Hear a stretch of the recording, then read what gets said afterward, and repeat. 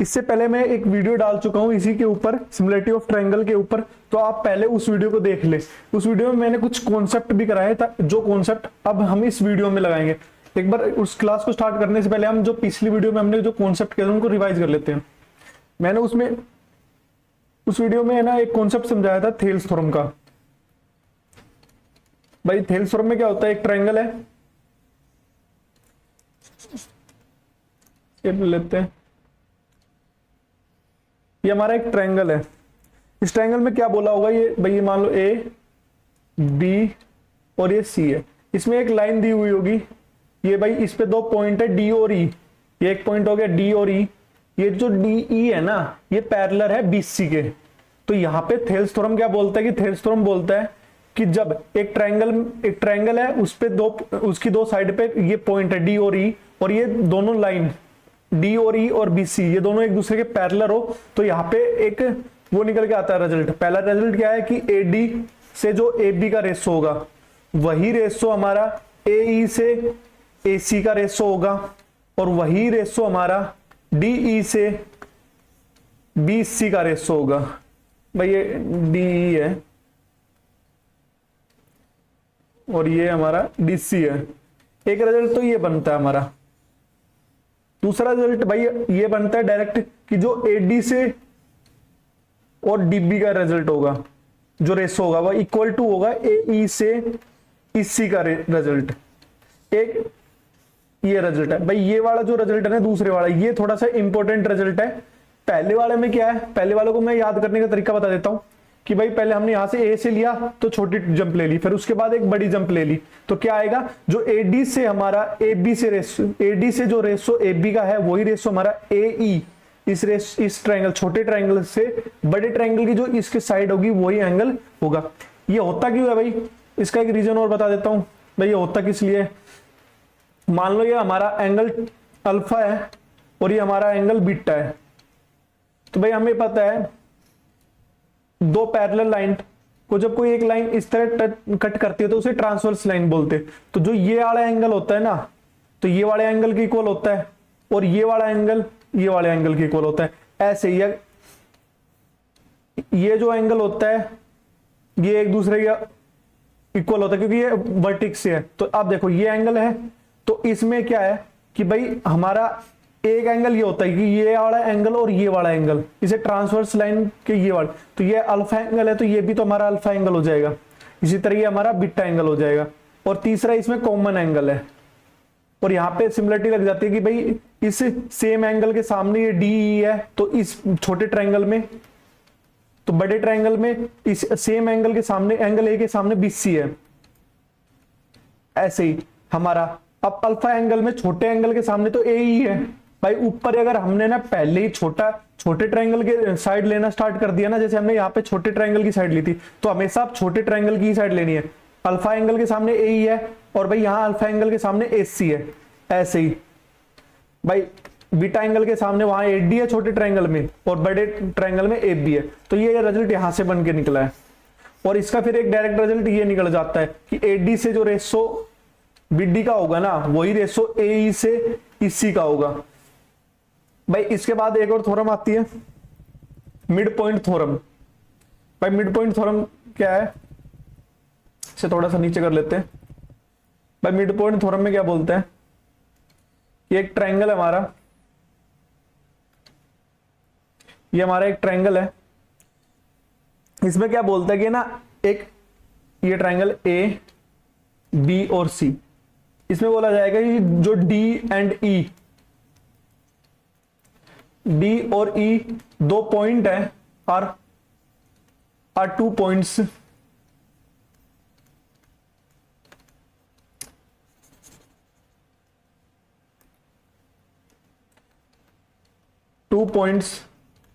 on AB and AC side, which is midpoint of this side, midpoint of this side।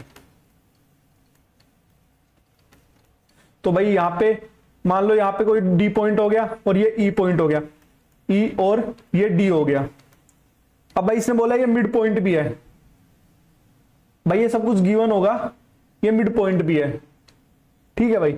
और एक बोला जाएगा इसी में जो ये डी और ई लाइन है ना वो पैरेलल होगी बीसी लाइन के, तो मतलब ये दोनों लाइन भी पैरेलल है।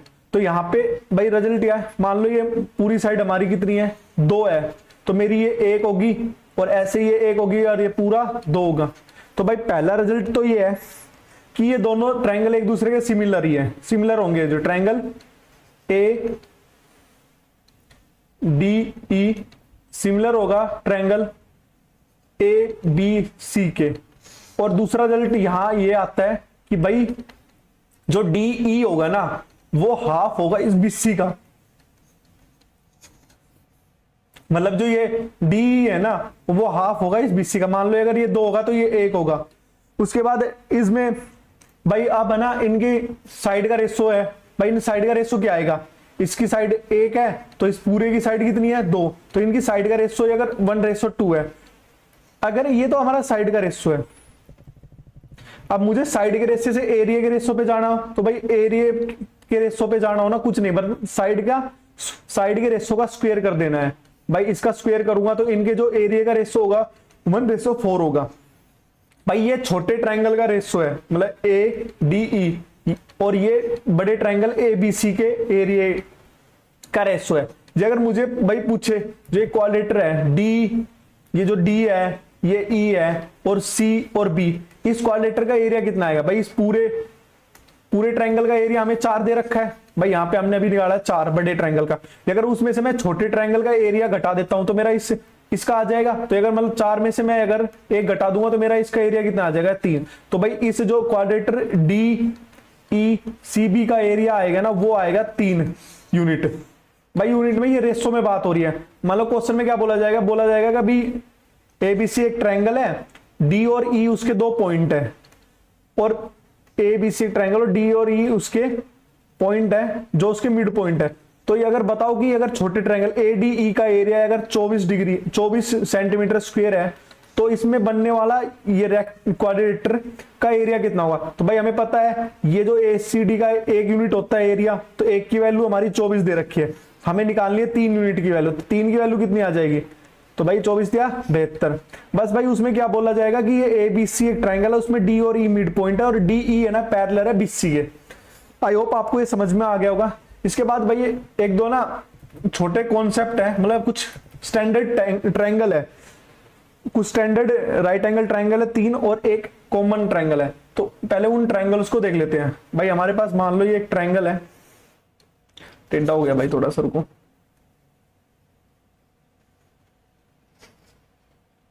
भाई एक राइट एंगल ट्रायंगल बोल दिया, इसमें क्या बोलेगा कि भाई एबीसी एक राइट एंगल ट्रायंगल है और जो भाई एक है ना कोई पॉइंट है ई, कोई पॉइंट मैं मान लेता हूं एबीसी है भाई, ये तो सॉरी गलती हो गई, ये एबीसी है। अब ये बोलेगा कि बीसी लाइन पे कोई पॉइंट ई है और जो ये भाई ई है ना डी इज परपेंडिकुलर टू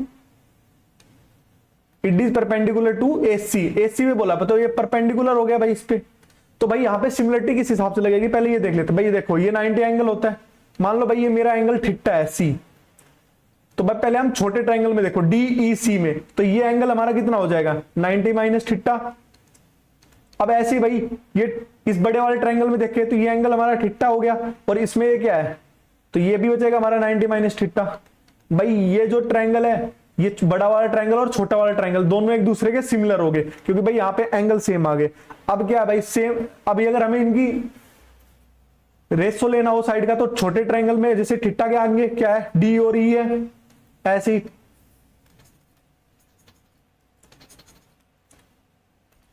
भाई छोटे ट्रायंगल में डी ई है थीटा के सामने और बड़े ट्रायंगल में क्या है थीटा के सामने ए बी है। 2 मिनट रुकना, ए बी है ऐसे ही। अब भाई 90 माइनस थीटा के सामने छोटे ट्रायंगल के में क्या है डीसी है और बड़े ट्रायंगल में 90 माइनस थीटा के सामने बीसी है, ऐसे ही भाई 90 डिग्री एंगल के सामने यहाँ पे छोटे ट्रायंगल। भाई अगर हमने पहले छोटा ट्रायंगल लेना स्टार्ट कर दिया ना ऊपर, तो हम हमें ना हमेशा छोटा ट्रायंगल लेंगे ऊपर। ये नहीं है कि एक बार भाई छोटा ले लिया फिर हम बड़ा ले ले कभी, तो भाई इससे ना हमारा क्वेश्चन गलत हो जाएगा आंसर। तो अब 90 डिग्री एंगल के सामने ये ईसी है छोटे में, और बड़े में हमारा क्या है, एसी। तो भाई यहाँ पे ये सिमिलरिटी लग गई। ठीक है भाई, अब ऐसे ही बोल देगा कि भाई एक और मान लो एक ट्रायंगल और बना लेता हूं, ऐसा ही एक और है राइट एंगल ट्रायंगल के ऊपर। भाई ये मान लो राइट एंगल ट्रायंगल हमारा, ये राइट एंगल ट्रायंगल हो गया। इसमें क्या बोलेगा, जो है ना ए बी और सी एक राइट एंगल ट्रायंगल है, इसमें बोलेगा ए सी पे कोई पॉइंट है डी, ये पॉइंट हमारा डी हो गया, और जो ये बी डी है ना ये परपेंडिकुलर है ए सी पर। अब भाई ये क्या है, अब इसमें देखो इसमें क्या है, इसमें भाई देखो इसमें ना दो, ये जैसे ये यहाँ पे दो छोटे छोटे ट्रायंगल बन रहे हैं ना, जैसे ये ए, इस पे ध्यान दो, ए बी और डी ये ट्रायंगल, और भाई बी डी और सी ये वाला ट्रायंगल, मैं इसको अलग कलर से कर देता हूं, ये दोनों ट्रायंगल है ना इस बड़े ट्रायंगल के सिमिलर होगा। वो कैसे, अलग अलग करके दिखा देता हूं मैं एक बार। वो हम क्या लेंगे, वो हमारा क्वेश्चन बताएगा किस प्रकार हमें कौन से ट्रायंगल को सिमिलर दिखाना है और कौन से को नहीं दिखाना। तो पहले हम भाई ट्रायंगल इसको ले लेते हैं ए बी डी को। भाई ट्रायंगल ए बी और डी को पैरेलल सिमिलर है ये ट्रायंगल ए बी सी के। देख भाई, देख ये एंगल हमारा थीटा हो गया, और भाई ये एंगल हमारा 90 क्योंकि स्ट्रेट लाइन है और ये 90 डिग्री हो गया थीटा, और भाई ये तीसरा एंगल बचता है हमारा 90 माइनस थीटा। इसमें छोटे ट्रायंगल में, बड़े ट्रायंगल में ये थीटा है तो ये दूसरा एंगल क्या हो जाएगा 90 माइनस थीटा। तो भाई एक तरह तो ये बन गया, दूसरा ये अगर यही फिगर बनाऊं मैं, हमने भाई यहां से परपेंडिकुलर ड्रॉन किया ए बी और सी। अब भाई मैं ना ये ले लेता हूं दूसरे वाले को, तो भाई ये एंगल हमारा थीटा सेम हो गया, ये एंगल 90 हो गया, तो ये थर्ड एंगल 90 माइनस थीटा बचेगा, और ऐसे ही फिर ये कितना बचेगा 90 माइनस थीटा। तो यहां से भी ये एंगल क्या हो गया, सेम आ गया। अब भाई तीसरा कॉन्सेप्ट है, तीसरा भी चौथा जो राइट एंगल ट्रायंगल, भाई पहला ये हो गया हमारा, दूसरा राइट एंगल ट्रायंगल ये हो गया, और तीसरा ये हो गया। ऐसे भाई चौथा राइट एंगल ट्रायंगल ले लेते हैं। चौथा राइट एंगल ट्रायंगल ले लिया, इसमें क्या बोलेगा कि भाई यहां से मान लो कि हमने है ना ये ए बी और सी एक परपेंडिकुलर ड्रॉन करते हैं डी और E, D E perpendicular on B C. यहां पे जो परपेंडिकुलर था भाई वो हाइपोटेन्यूस पे था, इस वाले ट्रायंगल पे हमने परपेंडिकुलर ड्रॉन किया था हाइपोटेन्यूस पे, पर हमने यहाँ पे जो परपेंडिकुलर ड्रॉन किया है ना वो क्या है हमने बेस पे। अब भाई यहाँ पे ये एंगल दोनों में सेम हो गया थीटा, भाई ये एंगल सेम है इसमें थीटा, और इसमें 90 माइनस थीटा, ये एंगल भी 90 माइनस थीटा हो गया, और ये 90। तो यहां पे कौन कौन से भाई, इसमें क्या होगा, जो ट्रायंगल ई डी और सी होगा ना वो सिमिलर होगा ट्रायंगल ए बी सी के। अब भाई ये तो हो गया राइट एंगल ट्रायंगल की बात। अब भाई हमारा कोई वैसा ट्रायंगल हो, मतलब नॉर्मल ट्रायंगल हो, भाई मान लो हमें ये दे दिया क्वेश्चन में एक ट्रायंगल, भाई जब भी है ना सिमिलरिटी का क्वेश्चन आएगा ना तो उसमें ना 2-3 कंडीशन गिवन होगी, मैं बता देता हूं। एक तो क्या बोलेंगे कि भाई मान लो एक एंगल आपको हमेशा कॉमन देंगे ही देंगे। भाई ये एबीसी ट्रायंगल है, मैं पहले फिगर बना देता हूं, फिगर भाई 2 मिनट रुका।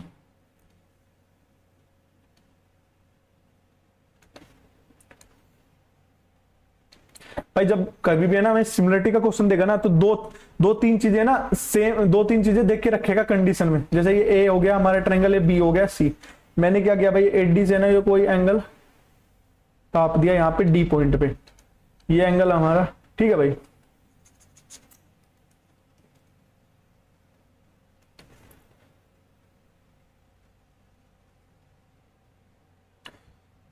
भाई इसमें क्या है, इसमें क्वेश्चन में बोलेगा कि जब मान लो कोई सा भी एंगल, मान लो भाई सी एंगल है ना हमारा कॉमन है,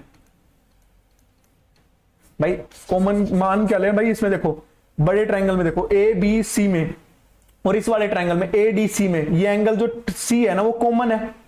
तो भाई एक जब भी हमें सिमिलरिटी लगानी होगी ना क्वेश्चन में तो एक एंगल हमेशा हमें ना कॉमन मिलेगा ही मिलेगा, मतलब वो क्वेश्चन में बोला नहीं जाएगा पर जब आप फिगर को बनाओगे ना तो अपने आप देख लोगे। और दूसरा भाई ये जरूर दिया होगा कि एंगल जो ए है बड़े ट्रायंगल का वो बराबर है एंगल एडीसी के। मान लो भाई ये एंगल हमारा थीटा है तो कोई भी एंगल के बराबर बता देगा भाई, दो एक एंगल हमेशा देगा ही देगा इक्वल, भाई बोल देगा क्वेश्चन में जो गिवन होगा, ये स्टेटमेंट जरूर गिवन होगी कि जो एंगल ए होगा ना वो इक्वल होगा एंगल एडीसी के, या फिर बोल सकता है कि भाई जो angle A B A D B, भाई ऐसा ये एडीसी में ये इस वाले ट्रायंगल के लिए हो गया। हो सकता है कि भाई बोल दे कि एंगल ए है ना वो इक्वल होगा एंगल ए बी और सॉरी ए डी बी के।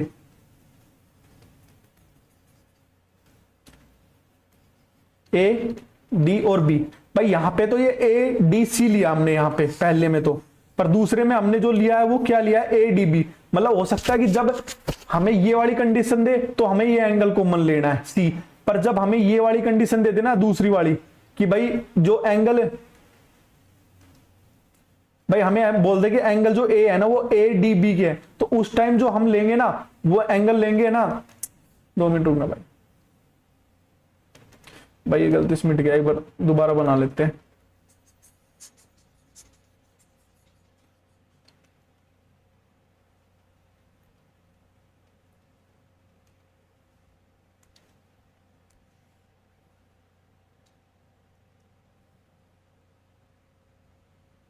ये हो गया भाई ए बी और सी। भाई ये अगर पहली कंडीशन में देख तो भाई यहाँ पे जो पहली कंडीशन की तो बात हो ही चुकी है कि हम दूसरी कंडीशन मानते हैं कि जो हमारा एंगल ए है ना वो एंगल ए डी बी के इक्वल है। तो भाई यहाँ पे जब है ना जिस ट्रायंगल में है ना एंगल दे रखा होगा जिसका इक्वल दे रखा था, तो हम उसी ट्रायंगल के थर्ड एंगल को है ना इक्वल मानेंगे, मतलब कॉमन एंगल मांगे। अभी क्वेश्चन में क्या दे रखा है भाई, उसमें कॉन्सेप्ट देख लेते एक तरफ लेके कि भाई बोल दे कि जो हमारा ये एडीसी है ना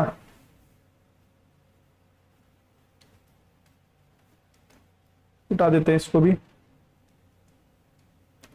भाई जो एंगल डी है ना ए है ना वो इक्वल है एडीसी के, और हमने भाई एक कॉमन एंगल ले लिया ए सी एंगल कॉमन ले लिया। अब भाई यहां पे जो ट्रायंगल ए बी सी होगा ना ए बी सी वो सिमिलर होगा ट्रायंगल ए डी सी के। भाई ये सिमिलरिटी के कैसे होता है मैंने पहली वीडियो में बता दिया, वहां पे देख लेना कि कैसे क्या होता है, ठीक है भाई। तो यहां पे होगा, अब देख भाई एक कॉमन एंगल हो गया, एक गिवन है, तो भाई इसमें तीसरा एंगल कौन सा बचता है बी में, बड़े ट्रायंगल में ए बी सी बचता है, तो यहाँ पे 2 नहीं था। और भाई यहाँ पे जो तीसरा एंगल बचता है ये बचता है ना एंगल ए डी सी में, तो भाई ये होगा इस तरह सिमिलरिटी हो गया। भाई ये है ना डायरेक्ट आ जाएगा क्वेश्चन, आपको भाई बोल देंगे ए बी सी ट्रायंगल है, इस तरह आपको वैल्यू दे देंगे और फिर क्वेश्चन निकालना। अब चलो इन कॉन्सेप्ट में हम क्वेश्चन करके देख लेते हैं पर कि हमें ये भाई कॉन्सेप्ट समझे ही है या कुछ आया भी है।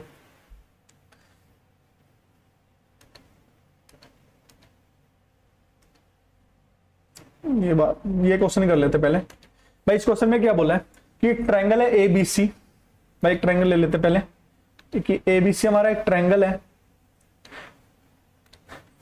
डी ए, भाई ए बी सी ले लिया हमने ए बी और सी। इसने बोला है कि D is parallel to A B, बाद में देखेंगे, पहले ये देख लेते हैं where D E point are on A C and B C. भाई इसने बोला है कि जो डी और ई पॉइंट है ना दो वो ए सी और बी सी पे है, तो भाई ये मान लो ए सी पे हमारा पॉइंट डी हो गया और बी सी पे बोल दिया हमारा पॉइंट ई हो गया। भाई जैसे जैसे इसने बोला है ना ऐसे ही करना है कि भाई जहां से डी पॉइंट ए सी पे और ई पॉइंट कहां है बी सी पे। If A D is equal to X minus Y, भाई यहाँ पे पहले बना लेते हैं, इन्होंने बोला था ए डी जो डी ई है ना वो पैरेलल है बी सी के ए बी के, सॉरी भाई ठीक है। अब इसने क्या बोला है ए डी, जो हमारा ए डी है ना वो एक्स माइनस 3 है, ठीक है भाई। उसने बोला है कि ए सी 2x है, भाई ए सी कहां हो गया हमारा, ये पूरा 2x है भाई, ये हमारा पूरा 2x है। उसके बाद क्या बोला है बीई, जो हमारा बीई है ना x माइनस 2 है, और इसने बोला है कि बीसी जो पूरा बीसी है ना वो हमारा कितना है भाई 2x प्लस 3 है। अब भाई इसने बोला है कि बताओ x की वैल्यू क्या होगी, तो भाई ये क्वेश्चन मैंने कॉन्सेप्ट कराया था हेल्थ थ्योरम में कि भाई कि ए बी सी एक ट्रायंगल होगा, उसमें ये दोनों साइड क्या होगी पैरेलल होगी, तो क्या होगा कि ये छोटी साइड छोटे ट्रायंगल की जो एक साइड का रेशो इक्वल टू उसी के कोरेस्पोंडिंग साइड का बड़ी साइड ट्रायंगल की साइड का रेशो सेम होगा। तो भाई देखो यहां पे हमारा 2x है, बड़ी साइड तो हमारी 2x है, तो छोटी साइड क्या है x माइनस 3 इक्वल टू यहां पे हमारी बड़ी साइड क्या है 2x प्लस 3 और छोटी साइड क्या है x माइनस 2। सॉरी भाई गलती हो गई, हमें लेना है छोटी साइड, यहां पे बड़ी साइड दे रखी है। भाई इससे बढ़िया ना हम क्या कर लेते हैं, हम ये जो EC है ये निकाल ले। भाई मैं अगर 2x उस पूरी में से x माइनस 2 घटा दूंगा तो आ जाएगा, तो ये भाई 2x में से प्लस 3 में से अगर माइनस x और प्लस 2 करूंगा तो कितना आएगा मेरा भाई x प्लस 5 आएगा यहाँ का, भाई x प्लस 5 आ गया। ऐसे ही मैं 2x में से इसको घटाऊंगा तो यहाँ मेरा x प्लस 3 आएगा।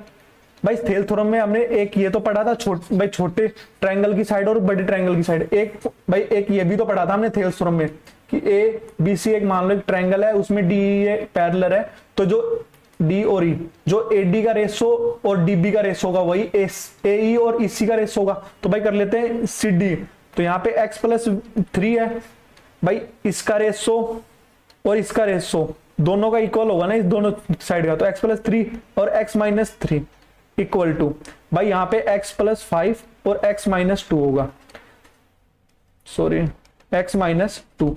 अब भाई इसको सोल्व कर लेगी भाई क्रॉस मल्टीप्लिकेशन करके, या फिर ऑप्शन ले लो। अब जैसे भाई डायरेक्ट इसका नो आंसर ले लेते हैं भाई, नो देख 12 क्यों नहीं लिया, अब देख भाई 12 मैं लूंगा, 9 बाद में बताऊंगा क्योंकि यहाँ पे भाई ये पिंक था इसलिए मैंने देखती बता दिया कि ये 9 आएगा। देख भाई 12 क्यों नहीं ले सकता, अगर मैं 12 में 5 जोड़ूंगा तो 17 आएगा। अब भाई 17 थोड़ा सा ना प्राइम नंबर पड़ जाता है, इसलिए ना इसको हम बाद में करेंगे अगर कोई नहीं मिला। ऐसे अगर मैं 8 जोड़ूंगा तो प्राइम नंबर 13 हो जाएगा, तो भी भाई वो कटने पिटने में वो होगा, क्योंकि देख भाई यहाँ पे 8 प्लस 3 11 और यहाँ पे 8 प्लस 5 होगा 13, तो हमारा इक्वल नहीं आएगा। तो भाई यहाँ पे आप बचता है 10 नंबर और 9 नंबर। अब भाई 10 प्लस 3 करूंगा तो भी यहाँ पे 13 प्राइम नंबर आ गया। अब भाई यहाँ 9 रख ले, देख लो 9 प्लस 3 कितना होगा 12, भाई ये 12 हो गया, और 9 में से मैं 3 घटाऊंगा तो 6 इक्वल टू भाई 9 प्लस 5 14 और नीचे आएगा 9 माइनस 2 7। भाई देखेंगे तो 2 रेशो 1 ही आ रहा है ना, ठीक है भाई।